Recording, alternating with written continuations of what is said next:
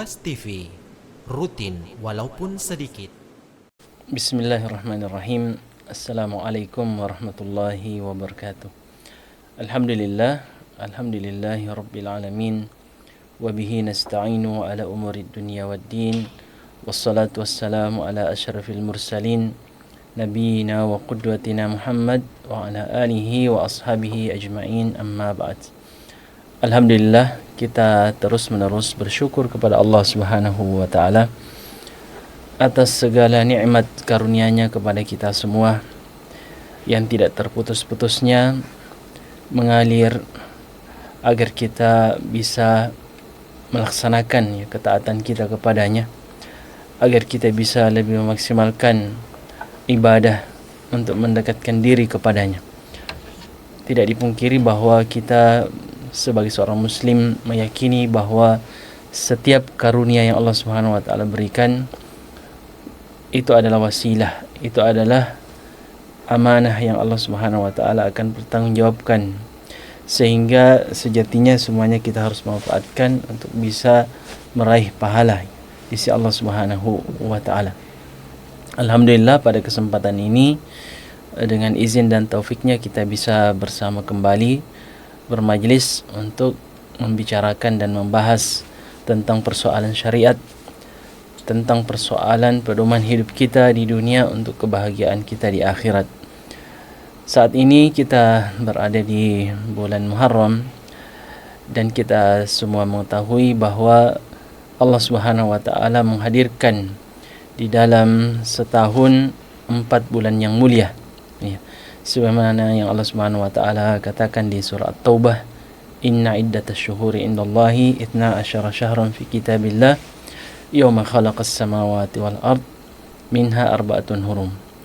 Jadi bilangan bulan itu di sisi Allah Subhanahu wa taala ada 12 bulan yang Allah tetapkan pada hari Allah menciptakan langit dan bumi, dan di antara 12 bulan itu ada 4 bulan yang mulia. Namun pada kesempatan ini kita tidak akan membahas amalan-amalan apa saja dan bagaimana kita mengisi bulan-bulan yang mulia tersebut. Tetapi kita akan lebih spesifik membahas bersama tentang bagaimana sikap seorang muslim yang benar di dalam mengisi akhir tahun dan awal tahun, ya. Sebab para pemirsa sekalian yang dirahmati Allah Subhanahu wa taala, kita sebagai seorang muslim harus selalu mengikuti petunjuk syariat di dalam beraktivitas, terutama di dalam menyikapi momentum-momentum yang Allah Subhanahu wa taala hadirkan untuk kita, yang sebenarnya di situ kita bisa mengambil pahala yang sebanyak-banyaknya. Seperti yang jarang dipahami oleh sebagian besar bahkan kaum muslimin, bahwa satu karunia Allah Subhanahu wa taala ketika Allah Subhanahu wa taala menjadikan akhir tahun bahagian daripada bulan-bulan yang mulia itu. Jadi ayat yang kita sebutkan tadi, kita sebutkan bahwa ada 4 bulan yang dimuliakan, yaitu bulan Zulqa'dah, Zulhijjah, Muharram dan Rajab. Akhir tahun yaitu bulan Zulhijjah, yang mana kita mengetahui keutamaan yang luar biasa. Kemudian kita mengawali tahun juga dengan bulan Muharram. Keduanya adalah bulan yang dikhususkan oleh Allah. Di dalamnya amalan-amalan dilipat gandakan pahalanya, sekalipun juga maksiat dosanya besar. Karenanya Allah Subhanahu wa taala mengatakan dalam ayat yang kita sebutkan tadi, fala tadlimu fihinna anfusakum. Janganlah kalian menzalimi diri-diri kalian pada bulan-bulan yang mulia itu. Hanya saja kita lihat jamaah sekalian, tidak sedikit dari kita melakukan hal-hal yang tidak pantas sebenarnya, tidak sesuai dengan syariat di dalam mengakhiri setiap tahun yang silih berganti kita lewati. Banyak orang yang mengisinya dengan ritual-ritual tertentu, tergantung setiap daerah, yang mana ritual itu dimunculkan sendiri oleh masyarakat. Karena ketika mereka ditanya tentang landasannya, apakah ada dalam Al-Quran ataupun hadis, mereka tidak bisa jawab, ya. Mereka hanya mengatakan bahwa dari dulu nenek moyang kami melakukan yang seperti itu, ya. Dimanapun akan selalu kita dapatkan ritual-ritual seperti ini.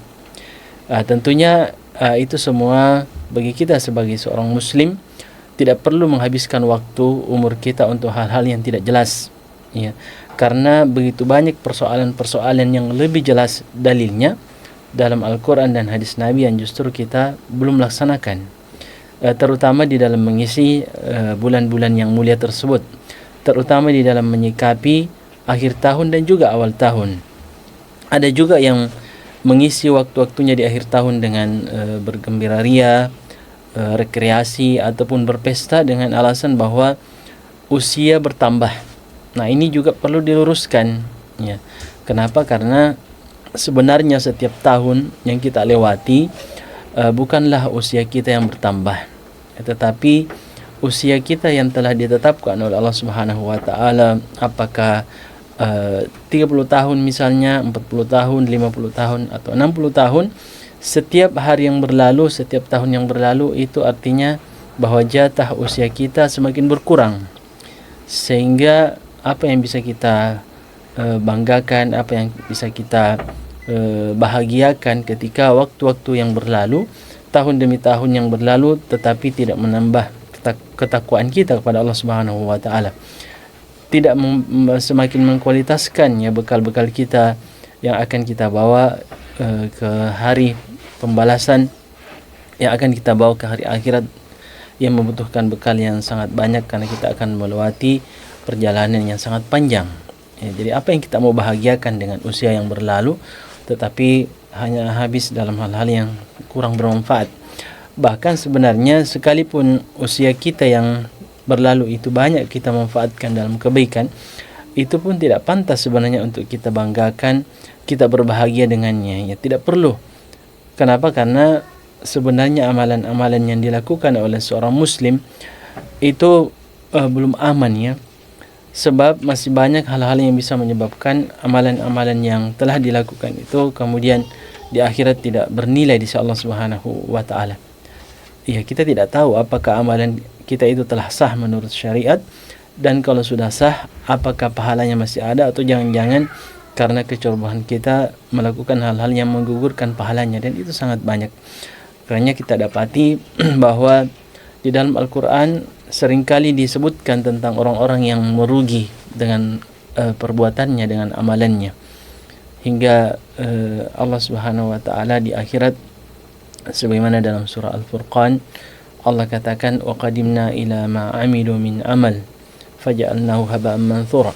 Jadi di akhirat nanti ada orang yang datang membawa pahala dari amalan-amalannya, ibadahnya, tetapi Allah jadikan haba'an manthura, ya, seperti debu yang diterbangkan angin yang tidak bernilai sama sekali, atau amilatun nasibat tasla naron hamiyah, dan seterusnya. Jadi kita sebagai seorang muslim betul-betul harus memiliki jati diri yang jelas, ya, bahwa kita ini adalah seorang muslim yang mana setiap aktivitas kita harus didasari dengan petunjuk syariat, ya, termasuk merayakan, ya, akhir tahun itu, ya. Lalu bagaimana sebenarnya konsep syariat di dalam mengakhiri, ya, setiap tahun yang kita lewati dan awal tahun juga.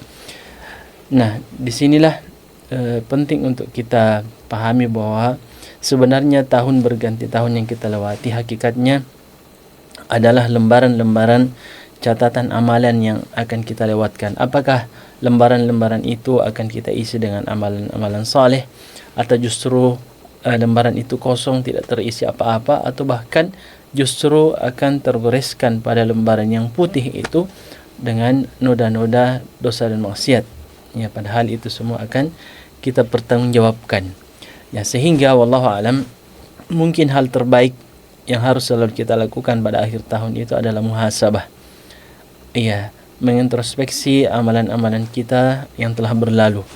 Dan sebenarnya ini adalah perintah, ya, Allah Subhanahu wa taala pada ayat yang mungkin sudah sering kita dengarkan, memerintahkan kita untuk mengintrospeksi diri kita, ya. Di surah Al-Hasyr ayat 18 Allah Subhanahu wa taala katakan, ya ayyuhalladzina amanu taqullah, wahai orang-orang yang beriman, bertakwalah kepada Allah Subhanahu wa taala, wal tanzur nafsum ma qaddamat lighad, dan hendaklah setiap jiwa itu memperhatikan apa yang telah dia perbuat bekal apa yang telah dia persiapkan. Lalu Allah Subhanahu wa taala katakan lagi, wattaqullah, bertakwalah kepada Allah. Jadi 2 kali dalam ayat ini perintah bertakwa. Karena memang bekal yang terbaik adalah takwa. Buah daripada amal soleh itu adalah takwa kepadanya. Watazawwadu fa inna khairaz zadi at-taqwa. Berbekallah karena sebaik-baik bekal adalah takwa.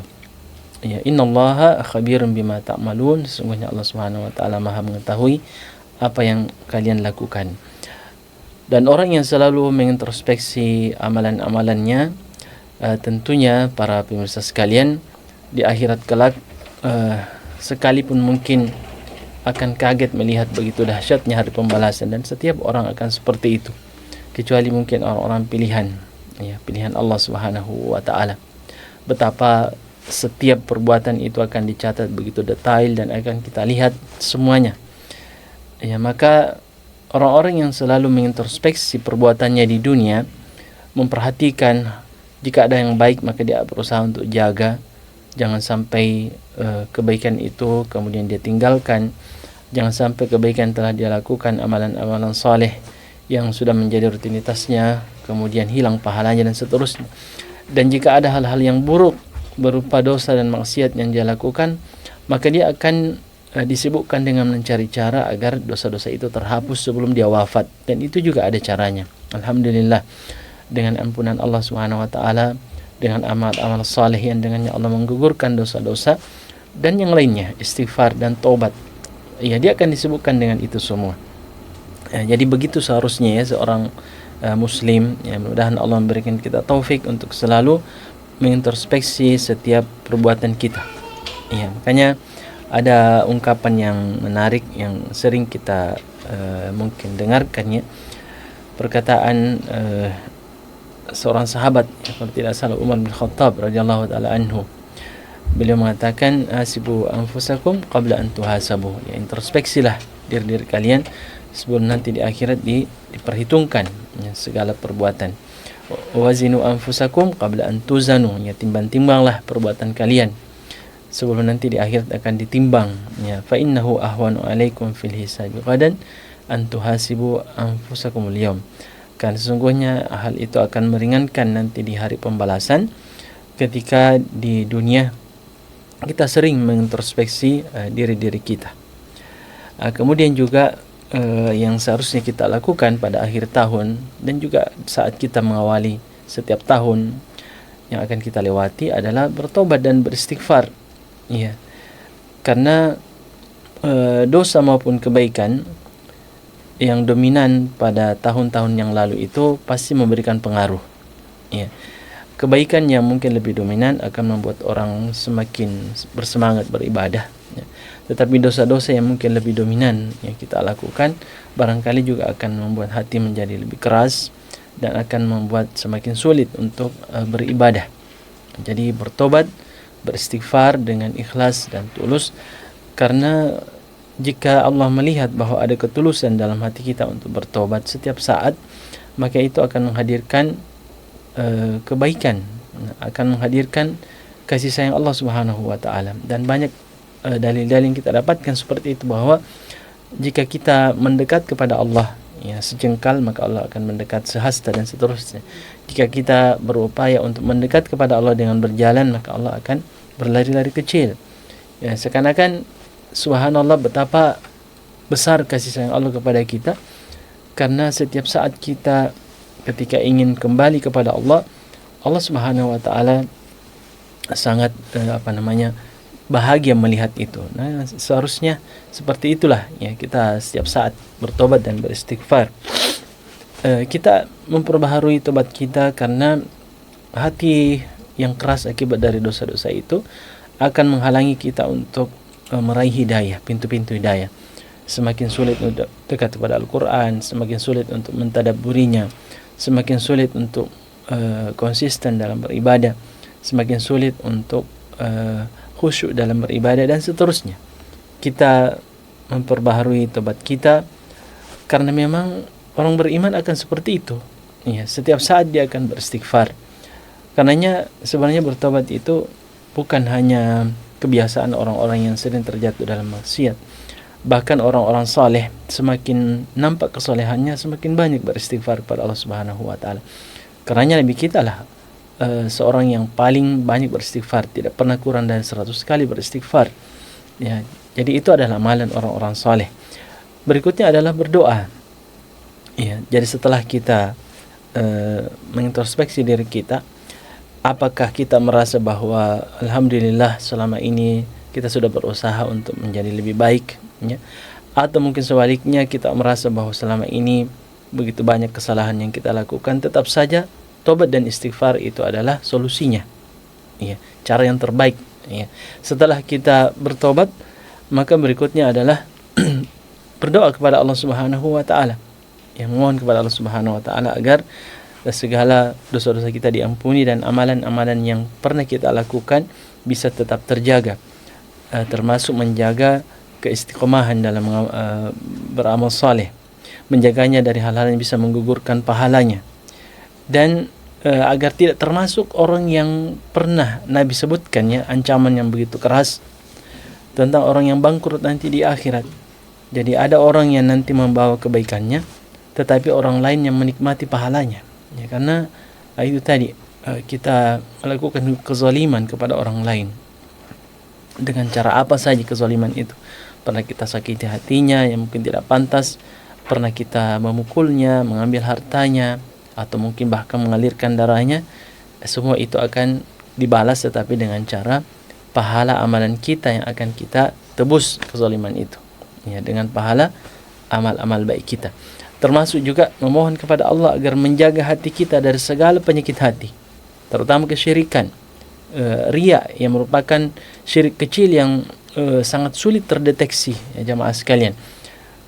Kalau saja Nabi kita selalu memohon kepada Allah dan mengajarkan kita doa agar terjaga dari syirik kecil, karena syirik kecil ini seperti riya itu kadang-kadang kita tidak sadari kehadirannya di hati hingga menggugurkan pahala kebaikan, sehingga amalan itu hanya sekedar ucapan dan perbuatan tapi tidak ada pahalanya. Kenapa? Karena itu tadi syirik kecil yang tiba-tiba muncul di hati dan nanti disadari kadang setelah selesai kita beramal, ya.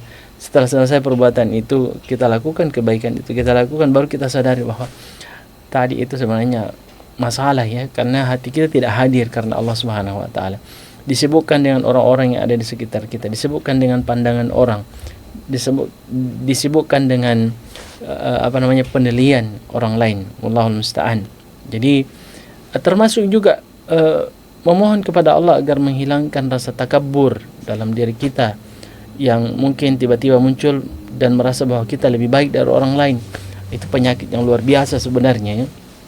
Karena kita kadang menilai aktivitas kita, lalu kita melihat bahwa kita sudah lebih baik dari orang lain, ya, padahal betapa banyak, ya, orang-orang yang justru mendapatkan surga Allah Subhanahu wa taala bukan karena amalan yang luar biasa. Ya, bahkan kalau dilihat kesehariannya banyak melakukan kesalahan, tetapi dia akhiri hidupnya dengan kebaikan, lalu dia berhasil membeli surga Allah Subhanahu wa taala dengan tentunya kasih sayang Allah Subhanahu wa taala. Perasaan bangga, ya, takjub. Nah, itu semua adalah penyakit. Dahulu orang-orang saleh sangat khawatir dengan penyakit seperti itu. Ya. Penyakit bangga dengan amalan, seakan-akan bahwa dia sudah pantas meraih balasan Allah Subhanahu wa taala. Padahal Allah katakan wala tamnun tastakthir, yang maknanya kira-kira janganlah engkau memberi, artinya memberi bersedekah, berinfak atau kebaikan apa saja. Janganlah melakukan satu kebaikan dengan maksud memperoleh balasan yang lebih banyak dari Allah Subhanahu wa taala. Merasa bahwa selama ini sudah banyak melakukan ibadah salat, sudah banyak puasa, lalu merasa berhak untuk mendapatkan surga Allah. Allah katakan wala tamnun tastakthir, jangan seperti itu. Ya. Dan kalau kita lihat memang tidak pantas. Betapa karunia Allah yang begitu luar biasa Allah berikan kepada kita. Ya. Dan itu biasanya nanti akan nampak, ya, dan jelas ketika satu persatu dari nikmat itu hilang dari kita. Atau ketika kita menyaksikan orang lain yang nikmat itu tidak terdapat padanya. Ya, satu contoh sederhana saja, nikmat penglihatannya, mata kita ini. Ya, kalau kita melihat orang buta, yang kehidupannya gelap, ya, tidak bisa melihat apa yang sudah sering kita lihat, belum bahkan warna-warni yang kita nikmati, ya, hal-hal yang begitu indah yang kita lihat belum pernah mereka lihat. Ya, pernahkah kita bayangkan bagaimana jika kondisi kita seperti mereka? Ya, lalu andaikan ada yang ingin menawar mata kita, ya, dengan miliaran rupiah, kita tidak akan mau menjual mata kita. Itu baru mata, ya. Dan kita lihat bahwa bagaimana bisa kita seperti saat ini kalau kita tidak punya mata, tidak bisa melihat. Apakah mungkin kita bisa seperti ini? Mungkin kita berada di tempat lain. Ya, jadi subhanallah, wala tamnun tastakthir. Karunia Allah terlalu besar untuk dibanding-bandingkan dengan amalan kita, jamaah sekalian. Karena ada sebuah hadis di mana Nabi kita mengatakan, "Lau anna rajulan," seandainya ada orang, "yujarru ala wajhihi yawma min yaumi wulid," dia habiskan, ya, dia hinakan dirinya dalam ketaatan sejak dia dilahirkan ila yaum yamut, ya, sampai dia wafat, semua amalannya adalah kebaikan. Haraman fi mardatillah, dia hanya mencari terus keridhaan Allah Subhanahu wa taala. Lahakirahu yaumil qiyamah, dia tetap akan merendahkan, menganggap tidak ada apa-apanya amalan-amalannya tersebut di hari kiamat. Ketika melihat, ya, setiap perbuatan dinampakkan di depan mata, ketika kitab catatan amalan diperlihatkan, lalu kita melihat bahwa memang kalau ditimbang-timbang antara kebaikan dan keburukan kita ini, ya, mungkin kita pantas mendapatkan azab Allah. Lalu tiba-tiba Allah Subhanahu wa taala mengatakan, "Aku ampuni dosa-dosamu tersebut." Ya, sehingga subhanallah, ya, kita tidak akan pernah mampu untuk mengukur, ya, bahwa amalan kita sudah sepadan dengan pemberian Allah Subhanahu wa taala. Belum lagi ketika kita melangkahkan kaki kita masuk ke dalam surga Allah Subhanahu wa taala yang abadi, di mana tidak ada lagi larangan, ya. Apapun yang dilakukan diperbolehkan, ya, di dalam surga. Segala bentuk kenikmatan disiapkan, disediakan. Lalu kematian itu dilenyapkan, disembelih seperti seekor kambing atau gibas, sehingga tidak ada lagi yang dikhawatirkan. Di dunia kita penuh dengan kekhawatiran, rasa takut, ya. Di dunia sangat banyak larangan-larangan yang harus kita hindari. Bayangkan ketika kita nanti menginjakkan kaki kita di dalam surga Allah Subhanahu wa taala dengan kenikmatan yang telah disiapkan oleh Allah Subhanahu wa taala, yang tidak akan pernah mata kita atau hati kita mampu memikirkan betapa luar biasanya, ya, pemberian Allah di dalam surga Allah Subhanahu wa taala. Lantas dihilangkan semua rasa takut, rasa khawatir. Tidak ada lagi yang kita khawatirkan. Silahkan semua dinikmati tanpa batas. Apakah kita mau membanding-bandingkan, ya, amalan-amalan kita yang begitu sedikit dengan pemberian Allah Subhanahu wa taala? Karenanya Nabi kita mengatakan, la hakirahu yaumil qiyamah. Setiap orang akan merendahkan, menganggap tidak ada apa-apanya, ya, perbuatan-perbuatannya, amalan-amalan baiknya di dunia. Iya. Jadi memohon kepada Allah Subhanahu wa taala agar diberikan taufik, ya, membersihkan hati kita dari segala bentuk penyakit hati. Termasuk yang kita minta kepada Allah Subhanahu wa taala agar diberikan keistiqomahan dalam beramal saleh. Para pemirsa sekalian, saya teringat, ya, tidak apa-apa kami sampaikan ini karena memang saya lihat banyak manfaatnya, ya. Sudah beberapa kali saya sampaikan, waktu kami mengantar jamaah haji kemarin, ada seorang ibu yang meninggal ketika wukuf di Arafah, iya. Dan seorang ibu ini sudah berumur sekitar 70 tahun dan wafat di hari yang paling mulia, di hari Arafah, ya. Beliau wafat di Arafah, ya, pada tanggal 9 Zulhijjah, hari yang paling mulia, hari yang mana Nabi kita mengatakan khairud doa Arafah, doa yang terbaik itu adalah doa di hari Arafah, ya. Beliau sebelum wafat, kabar yang sampai kepada kami bahwa beliau sempat mengatakan kepada jamaah kaum wanita yang ada di sekitarnya, ada di kamarnya, bahwa dia memang sudah tidak mau kembali, ya. Wallahu a'lam, mungkin firasatnya begitulah, orang-orang beriman kadang-kadang diberikan firasat seperti itu. Dan kami sering juga mendengar, ya, orang-orang yang wafat, beberapa saat sebelumnya dia sudah sampaikan, beberapa jam sebelumnya dia sudah sampaikan, meskipun dia tidak katakan sebentar dia akan wafat, tapi dia memberi isyarat.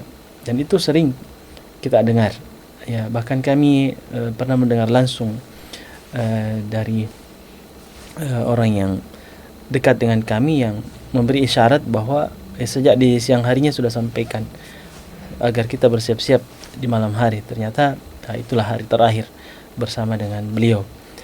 Nah, sang ibu ini, jamaah sekalian, disampaikan bahwa dia sudah tidak berharap lagi kembali ke negerinya. Ya, mungkin karena sudah tua juga, tapi alhamdulillah masih kuat. Beliau wafat karena kelelahan di Arafah. Ini yang membuat kita sangat iri karena pertama beliau wafat di saat melakukan perjalanan suci menyempurnakan keberislamannya. Ya. Dan beliau wafat di hari yang paling mulia, hari Arafah. Ya, padang yang hangat itu, yang panas itu, jamaah sekalian, menjadi tempat yang paling mulia, bahkan lebih mulia dari Masjidil Haram, lebih mulia daripada Masjid Nabawi. Dan di hari di mana syaitan paling menderita pada hari itu. Kenapa? Karena pada hari itulah paling banyak Allah Subhanahu wa taala membebaskan manusia dari api neraka. Itu hari Arafah. Hari di mana Allah Subhanahu wa taala membanggakan orang-orang yang datang memenuhi panggilannya sebagai tamunya. Labbaik Allahumma labbaik. Ya Allah, aku penuhi panggilanmu, ya, untuk menunaikan ibadah haji. Sehingga Allah mengatakan, ma yuridu haula, apa yang mereka inginkan. Seakan-akan begitu Allah membanggakan mereka yang hadir di Arafah, ya, dengan kondisi yang sama, pakaian yang sama, di hadapan para malaikatnya, bahwa mereka tidak datang kecuali karena memenuhi panggilanku, tamu-tamu Allah Subhanahu wa taala. Dan sepertinya sang ibu yang kita ceritakan tadi datang sebagai tamu Allah. Allah sudah tidak menginginkan, ya, tamunya itu kembali. Allah ingin sang ibu itu menjadi tamu abadi Allah Subhanahu wa taala. Kita iri.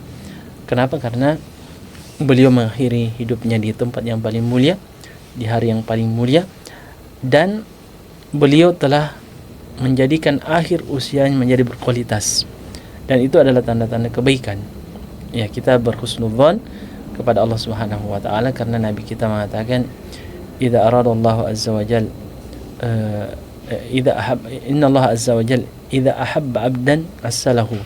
Jika Allah mencintai seorang hamba maka assalahu, yaitu yaftahullahu lahu amalan salihan baina yaday mautihi. Dalam riwayat dikatakan thumma qabida alaihi, Allah membukakan untuknya pintu-pintu kebaikan sebelum dia wafat, lalu Allah wafatkan ketika dia sedang melakukan kebaikan tersebut. Berarti itu adalah tanda-tanda kebaikan. Dan kami mendengar dari salah seorang asatidzah ketika menjelaskan doa apakah yang paling pantas untuk diucapkan, ya, ketika kita berada di padang Arafah. Beliau menukil perkataan salah seorang ulama bahwa minimal yang diminta pada hari itu adalah pertama agar diberikan taufik untuk bertobat, ya, sebenarnya tobat sebelum wafat, ya, karena orang yang bertobat itu pasti akan merubah sikapnya, pasti akan berubah kehidupannya menjadi lebih baik, itu pasti, ya. Dan semua orang mengaku bertobat, tetapi siapakah sebenarnya yang Allah Subhanahu wa taala karuniai tobat yang nasuha, yang betul-betul akan merubah kehidupannya dari yang buruk menjadi yang baik. Setelah itu memohon kepada Allah Subhanahu wa taala agar diberikan keistiqomahan dengan tobat itu. Iya, dan doa-doa yang Nabi ajarkan begitu banyak yang bermakna keistiqomahan yang diminta dalam doa kita. Allahumma ya muqallibal qulub, tsabbit qulubana ala dinik. Allahumma ya Allah yang membolak-balikkan hati, tetapkanlah hati kami di atas agamamu. Allahumma ya musarrifal qulub, sarrif qulubana ala ta'atik. Kita juga mohon kepada Allah Subhanahu wa taala agar mengarahkan hati kita kepada ketaatannya selalu, ketaatan kepadanya. Atau Rabbana la tuzigh qulubana ba'da idh hadaitana wa hab lana min ladunka rahmah innaka antal wahhab. Ya Allah, janganlah engkau palingkan hati kami setelah engkau berikan hidayah, dan seterusnya. Keistiqomahan, dan ini memang berat, keistiqomahan itu berat. Apalagi di hadapan fitnah-fitnah dunia yang begitu luar biasa, fasilitas yang begitu luar biasa, yang semakin dekat hari kiamat semakin menggiurkan, ya, maka ini membuat kita sebagai manusia yang lemah di akhir zaman ini sangat membutuhkan, ya, taufik dan inayah Allah Subhanahu wa taala untuk bisa istiqamah. Dan yang terakhir, jadi yang pertama tadi adalah meminta karunia Allah Subhanahu wa taala agar diberikan taufik untuk bertobat yang sebenarnya taubat. Yang kedua adalah meminta keistiqomahan dalam ketaatan, ya. Dan yang ketiga adalah memohon kepada Allah Subhanahu wa taala agar diberikan husnul khatimah, akhir yang baik, kematian yang baik. Subhanallah, apa yang kita saksikan pada sang ibu yang kita ceritakan tadi itu nampaknya hadir semua, ya, ketiga hal ini. Ya, beliau tidak datang ke padang yang merupakan tempat yang paling mulia itu kecuali karena menginginkan untuk lebih dekat kepada Allah Subhanahu wa taala, dan itu adalah taubat. Kemudian sedang melakukan ibadah, itu adalah keistiqomahan, dan wafat di hari yang mulia itu. Dan itu yang kita inginkan. Kita iri karena kita ini tidak ada yang tahu bagaimana kita akan mengakhiri hidup-hidup kita. Apakah dengan cara yang baik atau tidak, hanya Allah yang tahu. Tetapi yakinlah para pemirsa sekalian, bahwa jika memang saat ini Allah melihat bahwa dalam hati kita ada ketulusan, ada keikhlasan, maka insya Allah akhir hidup kita akan menjadi baik. Kecuali jika memang di hati kita saat ini Allah juga tahu bahwa kita hanya bermain-main dengan tobat kita. Kita memang kadang-kadang menampakkan penyesalan, tetapi kita tidak tahu bahwa di hati kita yang paling dalam ada kata-kata lain, ada niat-niat yang lain untuk masih tetap ingin menikmati, ya, pelanggaran-pelanggaran yang Allah Subhanahu wa taala telah tetapkan, dosa-dosa yang kita lakukan, wallahul musta'an. Dan itu dirasakan oleh orang-orang beriman. Orang beriman itu bukan berarti, atau orang saleh itu bukan berarti tidak akan terjatuh lagi dalam maksiat. Dia juga terjatuh dalam maksiat, tetapi yang membedakan dengan yang lain, bahwa orang beriman itu ketika dia terjatuh dalam maksiat, Allah melihat bahwa ada ketulusan dalam hatinya untuk selalu ingin bertobat, bahkan menyesal sejadi-jadinya, bertekad untuk tidak mengulanginya, ya, dan segera dia tinggalkan maksiat tersebut, ya, sebelum pintu tobat itu tertutup. Tapi ada juga orang yang ketika dia bertobat, lebih sering dia sampaikan tobatnya daripada dia buktikan dalam perbuatan. Nah, ini dikhawatirkan, ya, orang bertobat itu tidak disampaikan tobatnya, ya, tetapi dia nampak dalam kehidupannya, aktivitasnya menjadi lebih baik, lebih berberkah, ya, dibandingkan sebelum dia bertobat. Ya, seperti itulah seharusnya gambaran taubatan nasuha. Ya, jadi kita memohon kepada Allah Subhanahu wa taala agar diberikan taufik untuk istiqamah dan diberikan akhir yang baik. Nah, kalau kita mengakhiri setiap tahun dengan cara-cara seperti ini, dan kita mengawali tahun yang akan kita jalani dengan introspeksi diri setiap saat, mendengarkan nasihat-nasihat para ulama kita, terutama nas-nas yang dinukil dari Nabi kita, dan juga bagaimana kisah-kisah orang-orang saleh. Jemaah sekalian, ini akan membantu kita untuk istiqamah. Apa manfaat daripada introspeksi diri ini? Bahwa orang yang selalu menyibukkan dirinya untuk menilai perbuatannya, tentu dia akan berpikir untuk menyibukkan diri menilai perbuatan orang lain. Dia akan sibuk saja untuk melihat dirinya, ya, karena dia selalu merendahkan setiap amalan baiknya. Di sisi lain dia akan selalu dihantui dengan dosa-dosanya. Sehingga faedah yang lain, bahwa orang yang selalu introspeksi diri, para pemirsa sekalian, dia akan disibukkan untuk memikirkan bagaimana caranya agar dosa-dosa itu tidak sampai dia bawa sampai ke hadapan Allah Subhanahu wa taala. Agar jangan sampai dosa itu berpengaruh pada kematiannya. Sehingga dia akan disibukkan mencari cara untuk bagaimana Allah menggugurkan dosa-dosanya sebelum dia wafat. Dan itu banyak, ya. Wa innal hasanat yudhibnas sayiat. Kebaikan itu sendiri bisa menggugurkan dosa. Nabi kita mengatakan, wa'at bi'is-sayyi'atal hasanata tamhuha, ikutkanlah keburukan itu dengan kebaikan, niscaya kebaikan itu akan menggugurkannya. Beristighfar, bertobat melalui doa orang-orang saleh. Itu semua adalah cara-cara Allah Subhanahu wa taala untuk kemudian bagaimana dosa-dosa itu tidak sampai kita bawa sampai ke hadapannya. Orang yang selalu introspeksi diri, para pemirsa sekalian, pastilah mereka yang selalu mengingat kematian.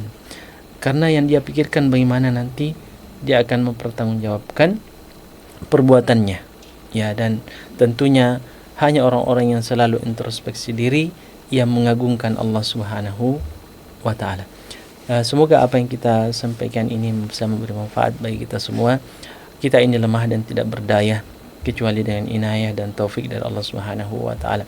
Kita memohon kepada Allah Subhanahu wa taala agar mensucikan hati-hati kita dari segala bentuk penyakit. Dan kita memohon kepada Allah Subhanahu wa taala agar memberikan kita inayah di dalam beristiqamah, ya, di dalam ketaatan, berusaha agar selalu menjadikan waktu-waktu kita berkualitas, memohon kepada Allah Subhanahu wa taala agar mengkurniakan kepada kita husnul khatimah. Saya kira demikian, kita tutup dengan doa kafaratul majlis. Subhanakallahumma wa bihamdik, asyhadu an la ilaha illa anta, astaghfiruka wa atubu ilaik. Wa akhiru da'wana alhamdulillahirabbil alamin. Assalamualaikum warahmatullahi wabarakatuh.